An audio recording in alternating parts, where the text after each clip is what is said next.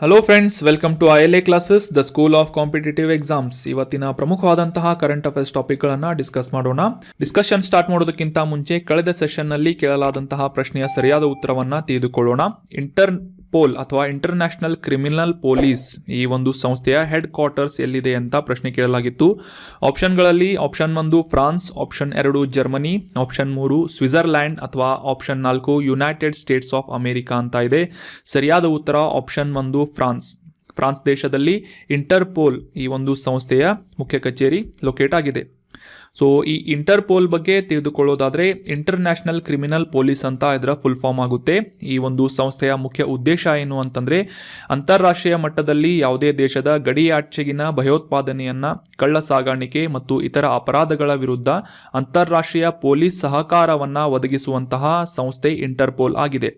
So ಭಾರತದಲ್ಲಿ Interpol ಸಂಸ್ಥೆಯನ್ನು ಪ್ರತಿನಿಧಿಸುವಂತಹ ಭಾರತೀಯ ಸಂಸ್ಥೆ ಯಾವುದು ಅಂತಂದರೆ ಸೆಂಟ್ರಲ್ ಬ್ಯೂರೋ ಆಫ್ ಇನ್ವೆಸ್ಟಿಗೇಷನ್ ಅಥವಾ CBI. ಇದು ಭಾರತದಲ್ಲಿ ಈ ಇಂಟರ್ಪೋಲ್ ಅನ್ನ ಪ್ರತಿನಿಧಿಸುವಂತಹ ಅಥವಾ ರಿಪ್ರೆಸೆಂಟ್ ಮಾಡುವಂತಹ ಸಂಸ್ಥೆಯಾಗಿದೆ. ಇನ್ನು ಇದರ ಹೆಡ್ ಕ್ವಾರ್ಟರ್ ಅಥವಾ ಮುಖ್ಯ ಕಚೇರಿಯ ಬಗ್ಗೆ ತಿಳಿದುಕೊಳ್ಳೋದಾದರೆ ಫ್ರಾನ್ಸ್ ದೇಶದ ಲಿಯಾನ್ ಅನ್ನುವ ಒಂದು ನಗರದಲ್ಲಿ ಈ ಇಂಟರ್ಪೋಲ್ನ ಮುಖ್ಯ ಕಚೇರಿ ಲೊಕೇಟ್ ಆಗಿದೆ. ಇದನ್ನು ಸ್ಥಾಪನೆ ಮಾಡಿದಂತಹ ವರ್ಷ ಯಾವುದು ಅಂತಂದರೆ 1923 ಆಗಿದೆ. ಈ ಸ್ಲೈಡ್ನಲ್ಲಿ ಫ್ರಾನ್ಸ್ ದೇಶದ ನಕಾಶೆಯನ್ನು ಮತ್ತು ಈ ಇಂಟರ್ಪೋಲ್ನ ಮುಖ್ಯ ಕಚೇರಿ ಇರುವಂತಹ ಲಿಯಾನ್ ಅನ್ನು ಲೊಕೇಟ್ ಮಾಡಲಾಗಿದ್ದು, ಫ್ರಾನ್ಸ್ ದೇಶದ ಒಂದು ಮ್ಯಾಪಿಂಗ್ ಡೀಟೇಲನ್ನು ಈ ಒಂದು ಆರ್ಟಿಕಲ್ನಲ್ಲಿ ಡಿಸ್ಕಸ್ ಮಾಡೋಣ.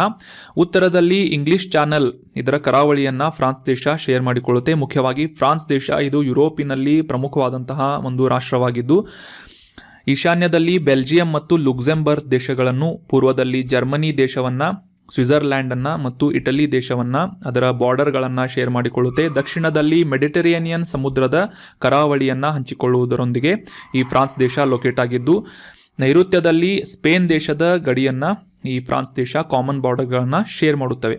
ಇನ್ನು ಪಶ್ಚಿಮದಲ್ಲಿ ನಾರ್ತ್ ಅಟ್ಲಾಂಟಿಕ್ ಓಷನ್ ಅಥವಾ ಈ ಉತ್ತರ ಅಟ್ಲಾಂಟಿಕ್ ಮಹಾಸಾಗರದ ಕರಾವಳಿಯನ್ನು ಶೇರ್ ಮಾಡಿಕೊಳ್ಳುತ್ತೆ. So that was about France ದೇಶ ಆ್ಯಂಡ್ ಇಟ್ಸ್ ಲೊಕೇಶನ್. ಇನ್ನು ಫ್ರಾನ್ಸ್ ದೇಶದ ರಾಜಧಾನಿ ನಮಗೆಲ್ಲ ಗೊತ್ತಿರೋ ಹಾಗೆ ಪ್ಯಾರಿಸ್ ಆಗಿದೆ. ಈ ಪ್ರಶ್ನೆಗೆ ಸರಿಯಾಗಿ ಆನ್ಸರನ್ನು ನೀಡಿ ಕಮೆಂಟ್ ಬಾಕ್ಸ್ನಲ್ಲಿ ಕಮೆಂಟ್ ಮಾಡಿದಂತಹ ಎಲ್ಲ ಸ್ಟೂಡೆಂಟ್ಸ್ಗಳಿಗೆ ಕಂಗ್ರ್ಯಾಚುಲೇಷನ್ಸ್. ಇದೇ ರೀತಿ ಡಿಸ್ಕಷನ್ನಲ್ಲಿ ಭಾಗವಹಿಸ್ತಾ ಇರಿ, ಕಮೆಂಟ್ ಬಾಕ್ಸ್ನಲ್ಲಿ ಕರೆಕ್ಟ್ ಆನ್ಸರನ್ನು ನೀಡ್ತಾ ಇರಿ ಅಂತ ಹೇಳ್ತಾ ಇವತ್ತಿನ ಪ್ರಶ್ನೆಯನ್ನು ನೋಡೋಣ. ಪ್ರಶ್ನೆ: ಭಾರತದಲ್ಲಿ ಯಾವ ಸಂಸ್ಥೆಯು ಲಾಜಿಸ್ಟಿಕ್ ಕಾರ್ಯಕ್ಷಮತೆ ಸೂಚ್ಯಂಕ ಅಥವಾ ಲಾಜಿಸ್ಟಿಕ್ ಪರ್ಫಾರ್ಮೆನ್ಸ್ ಇಂಡೆಕ್ಸ್ ಅನ್ನುವ ವರದಿಯನ್ನು ಪ್ರಕಟಿಸುತ್ತದೆ ಅಂತ ಪ್ರಶ್ನೆ ಇದ್ದು, ಆಪ್ಷನ್ 1 ಹಣಕಾಸು ಸಚಿವಾಲಯ, ಆಪ್ಷನ್ 2 ವಾಣಿಜ್ಯ ಮತ್ತು ಕೈಗಾರಿಕಾ ಸಚಿವಾಲಯ, ಆಪ್ಷನ್ 3 DPIIT ಅಂತಂದರೆ ರೀಸೆಂಟ್ ಆಗಿ ನಾವು ಇದರ ಫುಲ್ ಫಾರ್ಮ್ ಅನ್ನು ಕೂಡ ಡಿಸ್ಕಸ್ ಮಾಡಿದ್ವಿ, department of promotion of industries and internal trade ಅಂತ. 4ನೇ ಆಪ್ಷನ್ನಲ್ಲಿ ರಸ್ತೆ ಸಾರಿಗೆ ಸಚಿವಾಲಯ ಅಂತ ಇದೆ. ಸರಿಯಾದ ಉತ್ತರವನ್ನು ಕಮೆಂಟ್ ಬಾಕ್ಸ್ನಲ್ಲಿ ಕಮೆಂಟ್ ಮಾಡಿ.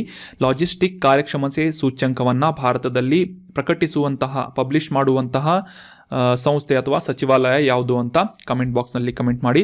ಮುಂದಿನ ಸೆಷನ್ನಲ್ಲಿ ಕರೆಕ್ಟ್ ಆನ್ಸರನ್ನು ತಿಳಿದುಕೊಳ್ಳೋಣ. ILA ಕ್ಲಾಸಸ್ ಧಾರವಾಡನಲ್ಲಿ ಹೊಸ ಬ್ಯಾಚ್ಗಳು ಪ್ರಾರಂಭವಾಗ್ತಾ ಇವೆ. ಹೊಸ KAS, PSI, PC ಬ್ಯಾಚ್ಗಳು ಪ್ರಾರಂಭವಾಗ್ತಾ ಇದ್ದು, ಇಂಟ್ರೆಸ್ಟ್ ಇರುವಂತಹ ಅಭ್ಯರ್ಥಿಗಳು ILA ಕ್ಲಾಸಸ್ ಗಟ್ಟು ಸ್ಕ್ವೇರ್ ಬಿಲ್ಡಿಂಗ್ನ ಸಪ್ತಾಪುರ ಬ್ರಾಂಚ್ಗೆ ಭೇಟಿ ನೀಡುವುದರ ಮೂಲಕ ಅಡ್ಮಿಷನ್ ಮಾಡ್ಕೋಬಹುದು. ನಿಮ್ಮ ಯಾವುದೇ ಕ್ವೇರೀಸ್ಗಳು ಇದ್ದರೆ ಕೆಳಗೆ ತಿಳಿಸಲಾದಂತಹ ಕಾಂಟ್ಯಾಕ್ಟ್ ನಂಬರನ್ನು ಸಂಪರ್ಕಿಸುವುದರ ಮೂಲಕ ಕ್ವೇರೀಸ್ಗಳನ್ನು ಕ್ಲಿಯರ್ ಮಾಡಿಕೊಂಡು ಅಡ್ಮಿಷನ್ ಮಾಡ್ಕೋಬಹುದಾಗಿದೆ. ಕಾಂಟ್ಯಾಕ್ಟ್ ನಂಬರ್ 9353312470 ಅಂತ. ಇನ್ನೂ ಹೆಚ್ಚಿನ ಮಾಹಿತಿಗಾಗಿ ಈ ಕೆಳಗಿನ ಕಾಂಟ್ಯಾಕ್ಟ್ ನಂಬರ್ಗೆ ಸಂಪರ್ಕಿಸಿ. ನಮ್ಮ ಯೂಟ್ಯೂಬ್ ಚಾನಲ್ಗೆ ಹೊಸದಾಗಿ ಭೇಟಿ ನೀಡ್ತಾ ಇದ್ದರೆ ಸಬ್ಸ್ಕ್ರೈಬ್ ಮಾಡಿ, ಬೆಲ್ ಐಕಾನನ್ನು ಕ್ಲಿಕ್ ಮಾಡಿ. ಇದರಿಂದ ನಾವು ಅಪ್ಲೋಡ್ ಮಾಡುವಂಥ ಎಲ್ಲ ವಿಡಿಯೋಗಳ ನೋಟಿಫಿಕೇಶನ್ಗಳನ್ನು ನೀವು ಇನ್ಸ್ಟಂಟ್ ಆಗಿ ಪಡ್ಕೋಬಹುದಾಗಿದೆ.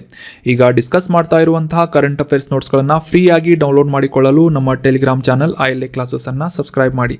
ಇನ್ನು ಇವತ್ತಿನ ಆರ್ಟಿಕಲನ್ನು ಡಿಸ್ಕಸ್ ಮಾಡೋದಾದರೆ, ಮೊದಲನೇ ಆರ್ಟಿಕಲ್ನಲ್ಲಿ ಸಿ ವಿಜಿಲ್ ಅನ್ನುವ ಒಂದು ಯುದ್ಧ ವ್ಯಾಯಾಮವನ್ನು ನಡೆಸಲಾಗ್ತಾ ಇದೆ. ಸೊ ಈ ಭಾರತದ ಕರಾವಳಿಯ ಸುತ್ತಮುತ್ತ ರಕ್ಷಣಾ ವ್ಯಾಯಾಮವಾದಂತಹ ಈ ಸಿ ವಿಜಿಲ್ 2022ನೇ ಆವೃತ್ತಿ, 3ನೇ ಆವೃತ್ತಿಯನ್ನು 15-16 ನವೆಂಬರ್ ರಂದು ಆಯೋಜನೆ ಮಾಡಲಾಗ್ತಾ ಇದೆ. ಮುಖ್ಯವಾಗಿ ಈ 2008ರಲ್ಲಿ ನಡೆದಂತಹ 26 ನವೆಂಬರ್ನಂದು ನಡೆದಂತಹ ಈ ಟೆರರ್ ಅಟ್ಯಾಕನ್ನು ಗಮನದಲ್ಲಿಟ್ಟುಕೊಂಡು ಆ ರೀತಿಯಾದಂತಹ ಒಂದು ಸಂದರ್ಭಗಳು ಬರದೇ ಇರಲಿ ಅಂತ ಈ ಸಿ ವಿಜಿಲ್ ಅನ್ನುವ ಒಂದು ಯುದ್ಧ ವ್ಯಾಯಾಮವನ್ನು ನಮ್ಮ ಭಾರತದ ಕೋಸ್ಟಲ್ ಗಾರ್ಡ್ಸ್ಗಳಿಂದ ಮತ್ತು ಇತರ ಸಂಸ್ಥೆಗಳಿಂದ ಇನ್ಕ್ಲೂಡ್ ಮಾಡಿಕೊಂಡು ಈ ಒಂದು ಯುದ್ಧ ವ್ಯಾಯಾಮವನ್ನು ನಮ್ಮ ಭಾರತದ ಕರಾವಳಿಯ ಸುತ್ತ ನಡೆಸಲಾಗುತ್ತದೆ. ಸೊ ಈ ಕಡಲ ಭದ್ರತೆಯನ್ನು ಹೆಚ್ಚಿಸುವಂತಹ ನಿಟ್ಟಿನಲ್ಲಿ ಸ್ಥಾಪಿಸಲಾದಂತಹ ಈ ಸಿ ವಿಜಿಲ್ ಅನ್ನುವ ಒಂದು ಯುದ್ಧ ವ್ಯಾಯಾಮ ಮುಖ್ಯವಾಗಿ ಈ ರಾಷ್ಟ್ರೀಯ ಮಟ್ಟದ ಕರಾವಳಿ ರಕ್ಷಣಾ ವ್ಯಾಯಾಮವನ್ನು 2018ರಲ್ಲಿ ಪರಿಕಲ್ಪನೆ ಮಾಡಿಕೊಂಡು ಸ್ಥಾಪನೆ ಮಾಡಲಾಯಿತು. ಸೊ ಅಂದಿನಿಂದ ಈ ಒಂದು ಯುದ್ಧ ವ್ಯಾಯಾಮವನ್ನು ಭಾರತದ ಕರಾವಳಿಯ ಭದ್ರತಾ ಉಪಕರಣವನ್ನು ಸಕ್ರಿಯಗೊಳಿಸುವ ಉದ್ದೇಶದಿಂದ ಮತ್ತು ಕರಾವಳಿಯ ರಕ್ಷಣಾ ಕಾರ್ಯವಿಧಾನವನ್ನು ನಿರೂಪಿಸುವಂತಹ ಅಥವಾ ನಿರ್ಣಯ ಮಾಡುವಂತಹ ಒಂದು ಉದ್ದೇಶವನ್ನು ಇಟ್ಕೊಂಡು ಸಿ ವಿಜಿಲ್ ಅನ್ನುವ 2022ರ 3ನೇ ಆವೃತ್ತಿಯ ಈ ಯುದ್ಧ ವ್ಯಾಯಾಮವನ್ನು ಮಾಡಲಾಗ್ತಾ ಇದೆ. ಸೊ ಈ ವ್ಯಾಯಾಮವನ್ನು ಮುಖ್ಯವಾಗಿ ಭಾರತದ ಕರಾವಳಿ ಅಂತಂದರೆ 7,516 ಕಿಲೋಮೀಟರ್ಗಳಷ್ಟು ಭಾರತ ತನ್ನ ಕರಾವಳಿಯನ್ನು ವಿಸ್ತರಿಸುತ್ತೆ. ಸೊ ಈ ಒಂದು ಪ್ರದೇಶಗಳಲ್ಲಿ ಭಾರತದ ಈ ವಿಶೇಷ ಆರ್ಥಿಕ ವಲಯ ಅಥವಾ ಸ್ಪೆಷಲ್ ಎಕನಾಮಿಕ್ ಝೋನ್ಗಳಲ್ಲೂ ಕೂಡ ಈ ಸಿ ವಿಜಿಲ್ ಅನ್ನುವ ಒಂದು ಯುದ್ಧ ವ್ಯಾಯಾಮವನ್ನು ಕೈಗೊಳ್ಳಲಾಗುತ್ತೆ. ಮುಖ್ಯವಾಗಿ ಇದರ ಪಾಲುದಾರರನ್ನು ನೋಡೋದಾದರೆ ಮೀನುಗಾರಿಕೆ ಮತ್ತು ಕರಾವಳಿ ಸಮುದಾಯಗಳನ್ನು ಸೇರಿಸಿಕೊಂಡು ಅವರನ್ನು ಇನ್ಕ್ಲೂಡ್ ಮಾಡಿಕೊಳ್ಳೋದಷ್ಟೇ ಅಲ್ಲದೆ ಈ ಕಡಲ ಮೀಡಿಯೇಟರ್ಗಳನ್ನು ಅಂದರೆ ಈ ಸಮುದ್ರ ಮಾರ್ಗದಲ್ಲಿ ಕೆಲಸ ಮಾಡುವಂತಹ ಈ ಮೀಡಿಯೇಟರ್ಗಳನ್ನು ಕೂಡ ಇನ್ಕ್ಲೂಡ್ ಮಾಡಿಕೊಳ್ಳುತ್ತಾ ಈ ಭಾರತದಾದ್ಯಂತ ಕರಾವಳಿಯನ್ನು ಹೊಂದಿರುವಂತಹ ರಾಜ್ಯಗಳು ಮತ್ತು ಕೇಂದ್ರಾಡಳಿತ ಪ್ರದೇಶಗಳನ್ನು ಇನ್ಕ್ಲೂಡ್ ಮಾಡುವುದರೊಂದಿಗೆ ಈ ಸಿ ವಿಜಿಲ್ ಅನ್ನುವ ಯುದ್ಧ ವ್ಯಾಯಾಮವನ್ನು ಮಾಡಲಾಗುತ್ತೆ. ಸೊ ಆಗಲೇ ಡಿಸ್ಕಸ್ ಮಾಡಿದ ಹಾಗೆ ಈ ಒಂದು ಸಮರಾಭ್ಯಾಸವನ್ನು ಭಾರತೀಯ ನೌಕಾಪಡೆ, ಕೋಸ್ಟ್ ಗಾರ್ಡ್ಗಳು ಮತ್ತು ಇತರ ಸಚಿವಾಲಯಗಳ ಒಂದು ಸಹಯೋಗದಲ್ಲಿ ನಡೆಸಲಾಗುತ್ತೆ. 2022ರ 3ನೇ ಆವೃತ್ತಿಯನ್ನು ಈಗ ನಡೆಸಲಾಗ್ತಾ ಇದೆ, ನವೆಂಬರ್ 15 ಮತ್ತು 16ನೇ ತಾರೀಕಿನಂದು.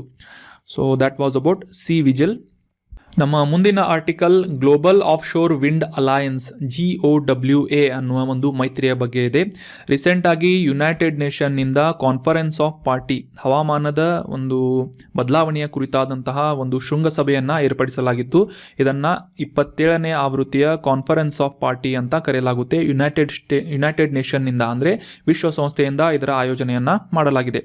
Britain, Germany, United States, Japan ಸೇರಿದಂತೆ 9 ದೊಡ್ಡ ರಾಷ್ಟ್ರಗಳ ಒಂದು ಕಾನ್ಫರೆನ್ಸನ್ನು ಅಥವಾ ಶೃಂಗಸಭೆಯನ್ನು ಏರ್ಪಡಿಸಲಾಗಿತ್ತು ಯುನೈಟೆಡ್ ನೇಷನ್ನಿಂದ.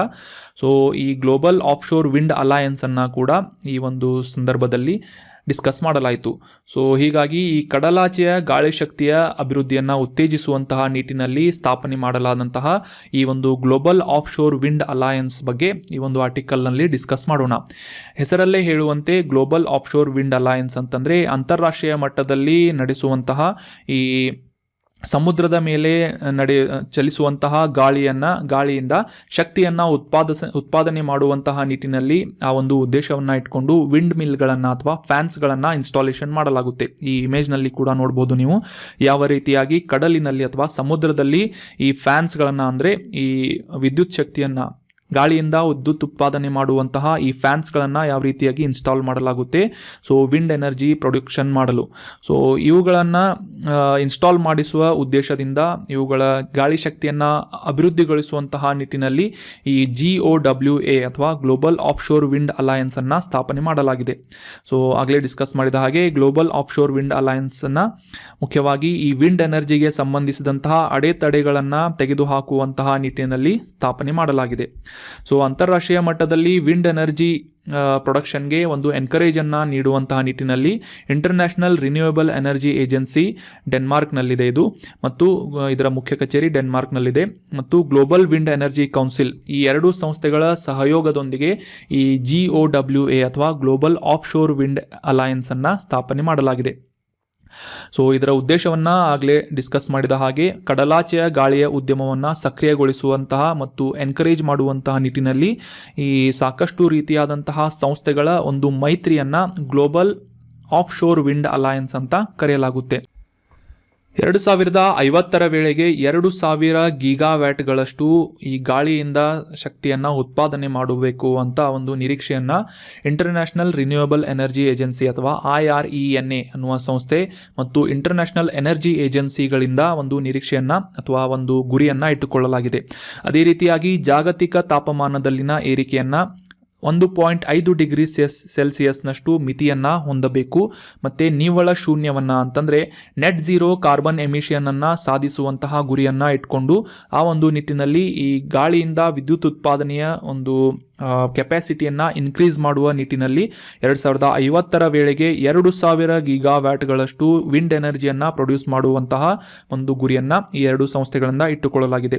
ಸೊ ಅದೇ ರೀತಿಯಾಗಿ ಆ ಒಂದು ಮಾರ್ಗದಲ್ಲಿ ಈಗ ಒಂದು ಶಾರ್ಟ್ ಟರ್ಮ್ ಗೋಲ್ ಅಂತಂದರೆ 2030 ವೇಳೆಗೆ ಸುಮಾರು 380 ಗೀಗಾವ್ಯಾಟ್ಗಳಷ್ಟು ವಿಂಡ್ ಎನರ್ಜಿ ಪ್ರೊಡ್ಯೂಸ್ ಮಾಡುವಂತಹ ಕೆಪಾಸಿಟಿಯನ್ನು ಸ್ಥಾಪನೆ ಮಾಡುವಂತಹ ನಿಟ್ಟಿನಲ್ಲಿ ಈ ಗ್ಲೋಬಲ್ ಆಫ್ಶೋರ್ ವಿಂಡ್ ಅಲಯನ್ಸ್ ಅನ್ನುವ ಮೈತ್ರಿಯನ್ನು ಸ್ಥಾಪನೆ ಮಾಡಲಾಗಿದೆ.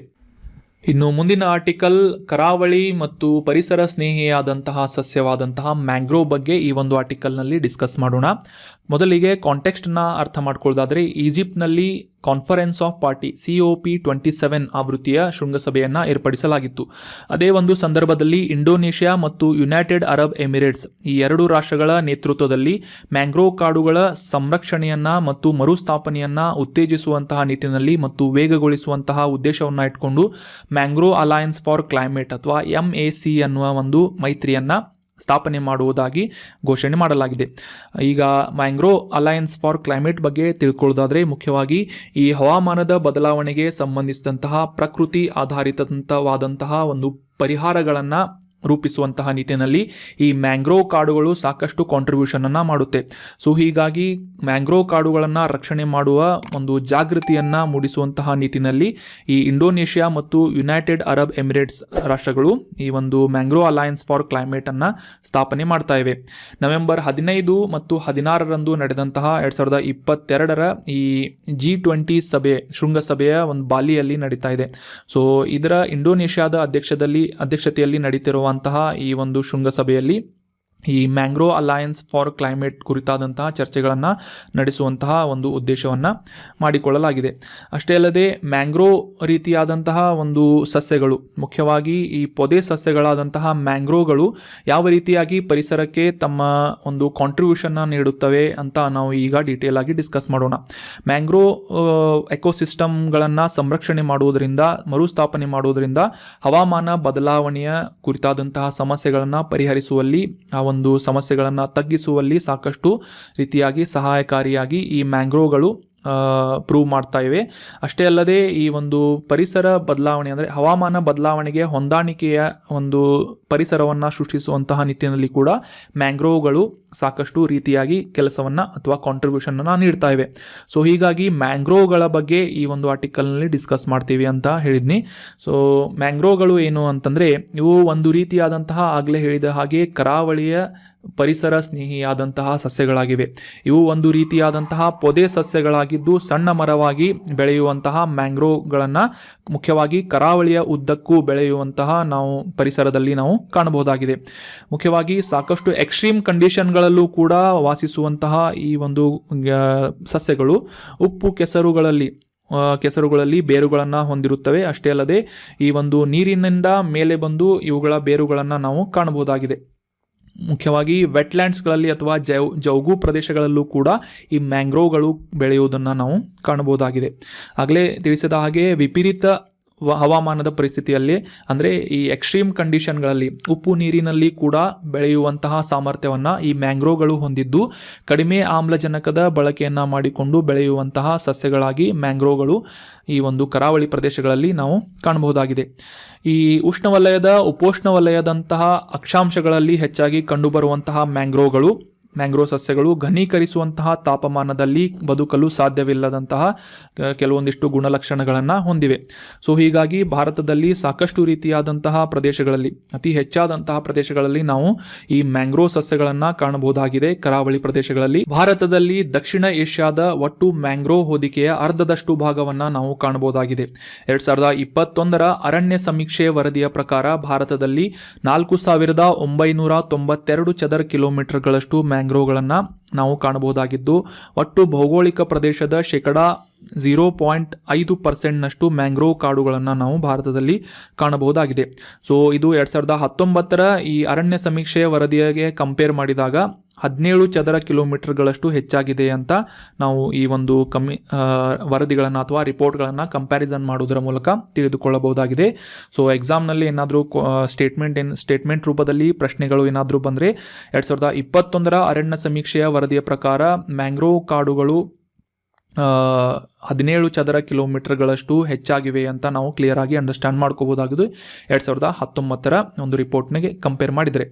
ಸೊ ಪಶ್ಚಿಮ ಬಂಗಾಳದಲ್ಲಿ ಮುಖ್ಯವಾಗಿ ಅತಿ ಹೆಚ್ಚಾದಂತಹ ಶೇಕಡಾವಾರು ಮ್ಯಾಂಗ್ರೋವ್ ಕವರ್ಗಳನ್ನು ನಾವು ಕಾಣಬಹುದಾಗಿದ್ದು, ಅದರಲ್ಲಿ ಪ್ರಮುಖವಾಗಿ ಸುಂದರ್ಬನ್ಸ್ ಪ್ರದೇಶಗಳಲ್ಲಿ ಈ ಮ್ಯಾಂಗ್ರೋವ್ ಕಾಡುಗಳು ಹೆಚ್ಚಾಗಿರುವುದನ್ನು ನಾವು ಕಾಣಬಹುದಾಗಿದೆ. ವಿಶ್ವದ ಅತಿ ದೊಡ್ಡ ಮ್ಯಾಂಗ್ರೋವ್ ಕಾಡು ಯಾವುದು ಅಂತಂದರೆ ಪಶ್ಚಿಮ ಬಂಗಾಳದಲ್ಲಿರುವಂತಹ ಸುಂದರ್ಬನ್ಸ್ ಕಾಡುಗಳಲ್ಲಿ ಅತಿ ಹೆಚ್ಚಾದಂತಹ ಮ್ಯಾಂಗ್ರೋವ್ ಸಸ್ಯಗಳನ್ನು ನಾವು ಕಾಣಬಹುದಾಗಿದೆ.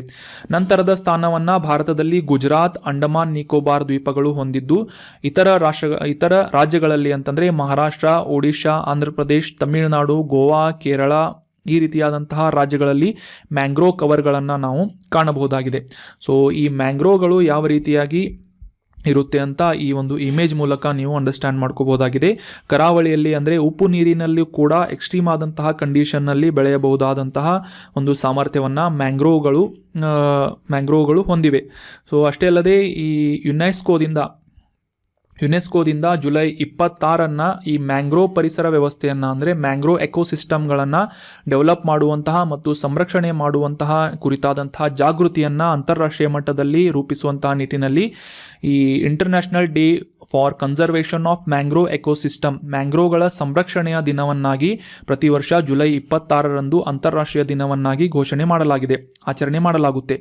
ಅಷ್ಟೇ ಅಲ್ಲದೆ ಈ ಮ್ಯಾಂಗ್ರೋವ್ಗಳ ಒಂದು ಕಾಂಟ್ರಿಬ್ಯೂಷನನ್ನು ಅಂಡರ್ಸ್ಟ್ಯಾಂಡ್ ಮಾಡ್ಕೋಬೇಕು ಅಂತಂದರೆ ಈ ಸುನಾಮಿ ಅಥವಾ ಈ ಏರುತ್ತಿರುವಂತಹ ಅಲೆಗಳಿಂದ ಕರಾವಳಿಯನ್ನು ರಕ್ಷಣೆ ಮಾಡುವಂತಹ ಕಾರ್ಯವನ್ನು ಈ ಮ್ಯಾಂಗ್ರೋವ್ ಸಸ್ಯಗಳು ಸಮರ್ಥವಾಗಿ ಮಾಡುತ್ತವೆ. ಅಷ್ಟೇ ಅಲ್ಲದೆ ಈ ಸುನಾಮಿಗಳು ಮತ್ತು ಸುಂಟರಗಾಳಿಗಳು ಅಥವಾ ಈ ಸೈಕ್ಲೋನ್ಗಳು ಬಂದಂತಹ ಸಮಯದಲ್ಲೂ ಕೂಡ ನೈಸರ್ಗಿಕ ತಡೆಗೋಡೆಗಳಾಗಿ ಮ್ಯಾಂಗ್ರೋವ್ ಕಾಡುಗಳು ಆ ಕರಾವಳಿಯನ್ನು ಮತ್ತು ಅಲ್ಲಿ ವಾಸಿಸುವಂತಹ ಜನರ ಆಸ್ತಿಪಾಸ್ತಿಗಳನ್ನು ಜನರ ಜೀವವನ್ನು ಕೂಡ ರಕ್ಷಿಸುವಂತಹ ಕೆಲಸವನ್ನು ಈ ಮ್ಯಾಂಗ್ರೋವ್ ಕಾಡುಗಳು ಮಾಡುತ್ತವೆ.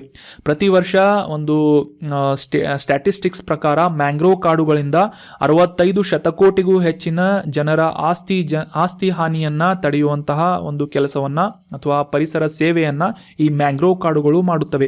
ಸೊ ಹೀಗಾಗಿ ಈ ಮ್ಯಾಂಗ್ರೋವ್ ಕಾಡುಗಳನ್ನು ರಕ್ಷಣೆ ಮಾಡುವುದು ಮತ್ತು ಅವುಗಳ ಹೆಚ್ಚಿಸುವಂತಹ ಕವರೇಜನ್ನು ಹೆಚ್ಚಿಸುವಂತಹ ನಿಟ್ಟಿನಲ್ಲಿ ಜಾಗೃತಿಯನ್ನು ಮೂಡಿಸುವಂತಹ ಒಂದು ಉದ್ದೇಶವನ್ನು ಇಟ್ಕೊಂಡು ಈ ಯುನೆಸ್ಕೋದಿಂದ July 26 international day for conservation of mangrove ecosystem mangrove ಪರಿಸರ ವ್ಯವಸ್ಥೆಯ ದಿನವನ್ನಾಗಿ ಆಚರಿಸಲಾಗುತ್ತೆ. ಇನ್ನು ಮುಂದಿನ ಆರ್ಟಿಕಲ್ ನೋಡೋದಾದರೆ ರಾಗಿ ದಿನದ ಬಗ್ಗೆ ಡಿಸ್ಕಸ್ ಮಾಡೋಣ. ಕಾಂಟೆಕ್ಸ್ಟನ್ನು ಮೊದಲಿಗೆ ಅರ್ಥ ಮಾಡ್ಕೊಳ್ಳೋದಾದರೆ ನವೆಂಬರ್ 10 ಒಡಿಶಾ ರಾಜ್ಯದಲ್ಲಿ ರಾಗಿ ದಿನವನ್ನಾಗಿ ಮೊದಲ ಬಾರಿಗೆ ಆಚರಣೆ ಮಾಡಲಾಯಿತು. ಮಾರ್ಗಶಿರ ಮಾಸದ 1ನೇ ಗುರುವಾರ ಹಿಂದೂ ಕ್ಯಾಲೆಂಡರ್ ಪ್ರಕಾರ ಮಾರ್ಗಶಿರ ಮಾಸದ 1ನೇ ಗುರುವಾರದಂದು 10 ನವೆಂಬರ್ನಂದು ರಾಗಿ ದಿನವನ್ನಾಗಿ ಒಡಿಶಾ ರಾಜ್ಯದಲ್ಲಿ ಆಚರಣೆ ಮಾಡಲಾಯಿತು. ಸೊ ಮುಖ್ಯವಾಗಿ ಈ ಒಂದು ದಿನದ ಆಚರಣೆಯ ಗುರಿಯನ್ನು ಅಥವಾ ಉದ್ದೇಶವನ್ನು ತಿಳ್ಕೊಳ್ಳೋದಾದರೆ ರಾಗಿಯಿಂದ ಸಿಗುವಂತಹ ಪೌಷ್ಟಿಕಾಂಶ ಮತ್ತು ಪರಿಸರ ಸ್ನೇಹಿಯಾದಂತಹ ಈ ರಾಗಿ ಆಹಾರ ಉತ್ಪಾದನೆಯ ಪ್ರಚಾರ ಮಾಡುವಂತಹ ಉದ್ದೇಶದಿಂದ ಈ ಒಂದು ರಾಗಿ ದಿನವನ್ನು ಒಡಿಶಾದಲ್ಲಿ ಆಚರಣೆ ಮಾಡಲಾಗ್ತಾ ಇದೆ.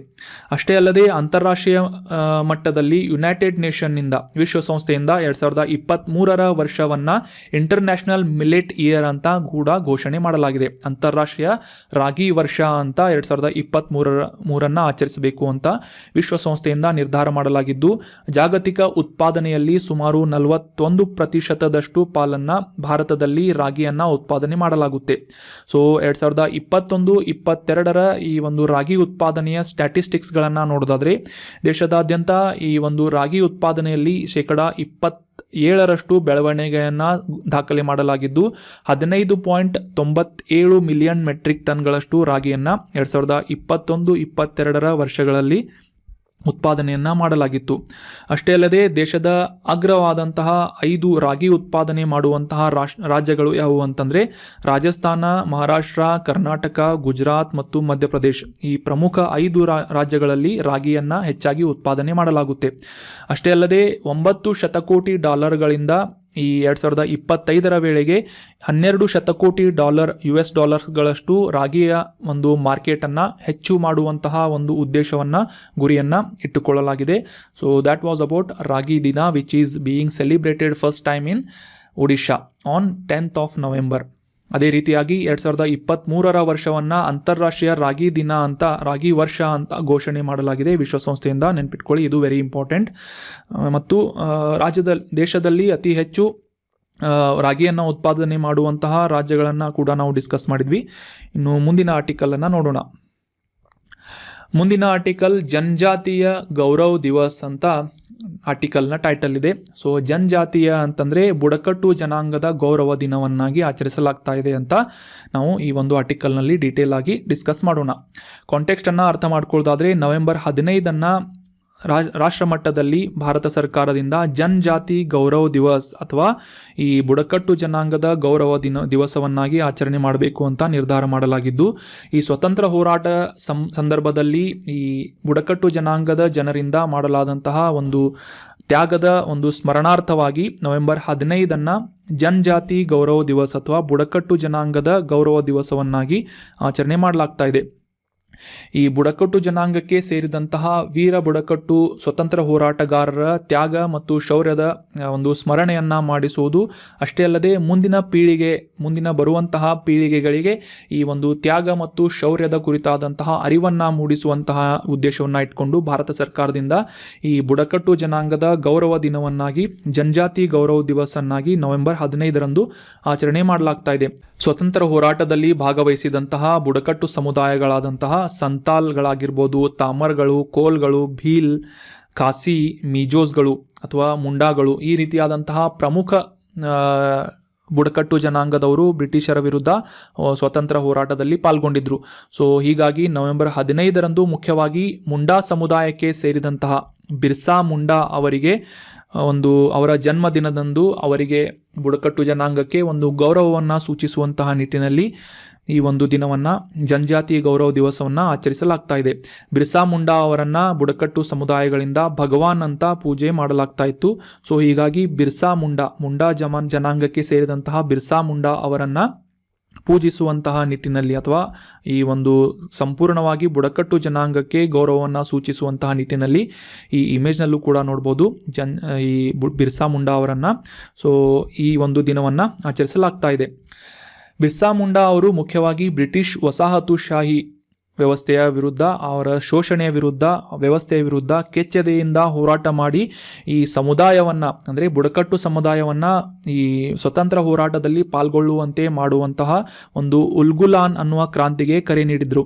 ಸೊ ಹೀಗಾಗಿ ಇವರನ್ನು ಆ ಬುಡಕಟ್ಟು ಜನಾಂಗದವರಿಂದ ಭಗವಾನ್ ಅಂತ ಪೂಜೆ ಮಾಡಲಾಗ್ತಾ ಇತ್ತು.